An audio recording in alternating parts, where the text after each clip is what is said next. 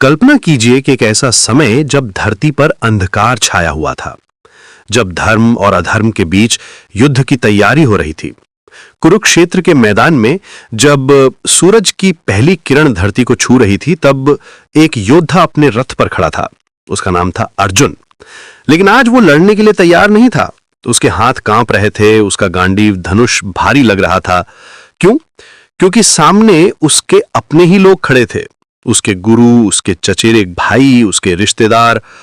और ठीक उसी पल जब अर्जुन की आंखों में आंसू आ गए, जब वो अपना धनुष फेंक कर रथ में बैठ गया, तब उसके सारथी ने मुंह खोड़ा। वो कोई साधारण सारथी नहीं था, वो था स्वयं भगवान श्री कृष्ण। और जो बातें उन्होंने उस दिन कही, वो आज भी हमारे जीवन की सबसे बड़ी समस्याओं का समाधान देती हैं। गीता सिर्फ एक धार्मिक ग्रंथ नहीं है, ये जीवन जीने की एक कंप्लीट गाइड है। इसमें 700 श्लोक हैं, 18 अध्याय हैं, लेकिन इसका सार बहुत सरल है। आइए समझते हैं कि कृष्ण ने अर्जुन को क्या सिखाया और हमें क्या सीखना चाहिए।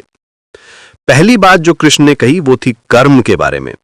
कर्मण्येव अधिकारस्ते मा फलेषु कदाचन, यानी तुम्हारा अधिकार सिर्फ कर्म पर है, फल पर नहीं। सुनने में तो यह बहुत आसान लगता है ना, लेकिन जब हम अपनी जिंदगी देखते हैं, हम हमेशा रिजल्ट के बारे में सोचते रहते हैं। एग्जाम में मार्क्स कितने आएंगे, जॉब इंटरव्यू क्लियर होगा या नहीं, बिजनेस में प्रॉफिट होगा या लॉस। कृष्ण कह रहे हैं कि ये सब सोचना छोड़ दो, बस अपना काम करो, पूरी ईमानदारी से, पूरी मेहनत से। रिजल्ट की चिंता मत करो। क्यों? क्योंकि रिजल्ट हमारे कंट्रोल में नहीं है। हमारे कंट्रोल में सिर्फ हमारी एफर्ट है, हमारी प्रेपरेशन है, हमारा डेडिकेशन है। लेकिन रुकिए, यहां एक सीक्रेट है। कृष्ण ये नहीं कह रहे कि आप लेजी हो जाइए या केयरलेस हो जाइए। वो कह रहे हैं कि आप अपना बेस्ट दीजिए, लेकिन रिजल्ट के लिए स्ट्रेस मत लीजिए। जब आप रिजल्ट की चिंता छोड़ देते हैं, तब आपका माइंड क्लियर हो जाता है, आपकी परफॉर्मेंस बेटर हो जाती है। दूसरी महत्वपूर्ण बात है धर्मा की।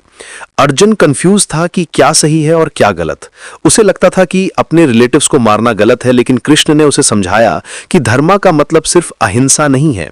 कभी कभी अन्याय के खिलाफ लड़ना भी धर्मा होता है। आज के जमाने में भी हमारे सामने ऐसे मोमेंट्स आते हैं जब हमें डिसाइड करना पड़ता है। ऑफिस में कोई गलत काम हो रहा है, आप बोलेंगे या चुप रहेंगे। किसी को बुरा लग सकता है, लेकिन सच बोलना आपका धर्मा है। फैमिली में कोई गलत डिसीजन ले रहा है, आप अपोज करेंगे या सपोर्ट करेंगे। ये सब धर्मा के क्वेश्चंस हैं। कृष्ण कहते हैं कि धर्मा हमेशा इजी नहीं होता। कभी कभी आपको टफ डिसीजंस लेने पड़ते हैं, लेकिन जो सही है वो करना ही पड़ता है, चाहे कितनी भी मुश्किल हो। तीसरी बात है डिटैचमेंट की। ये शब्द सुनकर लगता है कि कृष्ण ये कह रहे हैं कि आप इमोशनलेस हो जाइए, कुछ भी फील मत कीजिए, लेकिन ऐसा नहीं है। डिटैचमेंट का मतलब है कि आप अपने इमोशंस के स्लेव मत बनिए। जब आपको सक्सेस मिले तो खुश होइए, सेलिब्रेट कीजिए, लेकिन ईगो में मत आइए। जब फेलियर आए तो दुखी होइए, फील कीजिए, लेकिन डिप्रेशन में मत जाइए। लाइफ में अप्स एंड डाउन्स आते रहेंगे, ये नेचुरल है, लेकिन आपको इन अप्स एंड डाउन्स के साथ फ्लो करना है, इनमें स्टक नहीं होना है। कृष्ण एक ब्यूटीफुल एग्जाम्पल देते हैं। वो कहते हैं कि आप लोटस के फ्लावर की तरह बनिए। लोटस कीचड़ में उगता है, लेकिन कीचड़ उसे छूता नहीं, उसकी पेटल्स हमेशा क्लीन रहती हैं। सिमिलरली आप दुनिया में रहिए, सब कुछ एक्सपीरियंस कीजिए, लेकिन दुनिया की नेगेटिविटी आपको अफेक्ट ना करे। चौथी इंपॉर्टेंट टीचिंग है सेल्फ रियलाइजेशन की। कृष्ण अर्जुन को बताते हैं कि तुम सिर्फ एक बॉडी नहीं हो, तुम्हारे अंदर एक आत्मा है जो इमॉर्टल है, जो इटर्नल है। बॉडी बदलती रहती है, बचपन से जवानी, जवानी से बुढ़ापा, लेकिन आत्मा सेम रहती है। ये कंसेप्ट थोड़ा फिलोसॉफिकल लग सकता है, लेकिन इसका प्रैक्टिकल एप्लीकेशन भी है। जब आप समझ जाते हैं कि आप सिर्फ एक बॉडी नहीं हैं, तो आपका पर्सपेक्टिव चेंज हो जाता है। आप फिजिकल प्रॉब्लम्स को लेकर ज्यादा वरीड नहीं होते, आप मटेरियल थिंग्स के लिए ज्यादा डेस्परेट नहीं होते। आपको पता चल जाता है कि रियल हैप्पीनेस बाहर की चीजों में नहीं, अंदर की पीस में है। मनी इंपॉर्टेंट है, सक्सेस इंपॉर्टेंट है, रिलेशनशिप्स इंपॉर्टेंट है, लेकिन ये सब टेम्पररी हैं। रियल सेटिस्फैक्शन तब मिलती है जब आप अपने ट्रू सेल्फ को जान जाते हैं। पांचवी बात है डिवोशन और सरेंडर की। कृष्ण कहते हैं सर्वधर्मान परित्यज्य मामेकम शरणम ब्रजा, यानी सब कुछ छोड़कर मेरी शरण में आ जा।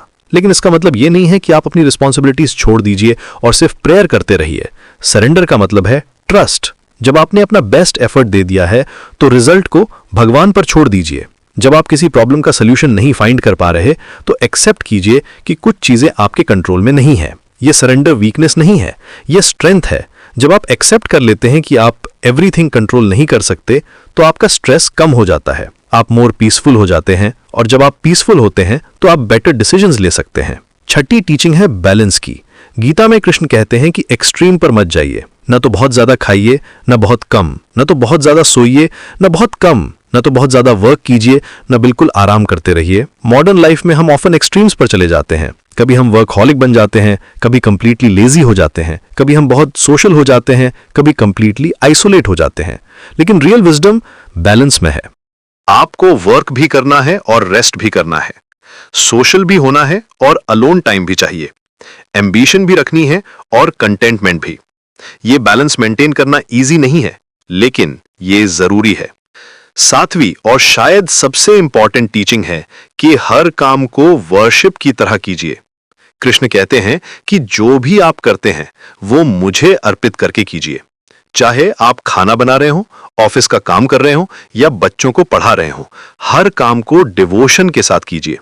जब आप अपने डेली टास्क्स को भी स्पिरिचुअल प्रैक्टिस की तरह देखते हैं तो आपकी लाइफ में एक डिफरेंट एनर्जी आ जाती है। बोरिंग काम भी मीनिंगफुल लगने लगते हैं। आप हर मोमेंट में डिवाइन कनेक्शन फील करते हैं। और अंत में गीता का सबसे ब्यूटीफुल मैसेज है कि आप ऑलरेडी परफेक्ट हैं। आपको कहीं जाना नहीं है, कुछ बनना नहीं है, आपको बस अपनी ट्रू नेचर को रियलाइज करना है।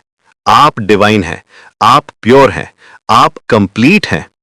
जब कुरुक्षेत्र का युद्ध खत्म हुआ तो अर्जुन एक डिफरेंट पर्सन था। वो सेम वॉरियर था, सेम स्किल्स थे, सेम वेपन्स थे, लेकिन उसका पर्सपेक्टिव कंप्लीटली चेंज हो गया था। वो अब फियर के साथ नहीं, कॉन्फिडेंस के साथ लड़ रहा था। वो रिजल्ट की चिंता नहीं कर रहा था, बस अपना धर्म फॉलो कर रहा था। आज भी जब आप गीता की इन टीचिंग्स को अपनी लाइफ में अप्लाई करते हैं तो आप भी ट्रांसफॉर्म हो जाते हैं। आपकी प्रॉब्लम्स सेम रह सकती हैं, लेकिन आपका अप्रोच चेंज हो जाता है। आप मोर पीसफुल हो जाते हैं, मोर कॉन्फिडेंट हो जाते हैं, मोर हैप्पी हो जाते हैं। गीता का मैसेज सिंपल है, जीवन को पूरी इंटेंसिटी के साथ जिए लेकिन अटैचमेंट के बिना, लव कीजिए लेकिन पॉजिटिवनेस के बिना, वर्क कीजिए लेकिन ईगो के बिना, ड्रीम कीजिए लेकिन डेस्परेशन के बिना, और हमेशा याद रखिए आप अकेले नहीं हैं। जैसे कृष्ण अर्जुन के साथ थे, वैसे ही डिवाइन एनर्जी हमेशा आपके साथ है। बस आपको ट्रस्ट करना है, सरेंडर करना है और अपना बेस्ट देना है। यही है गीता का इटर्नल विजडम, यही है जीवन जीने का सबसे ब्यूटीफुल तरीका।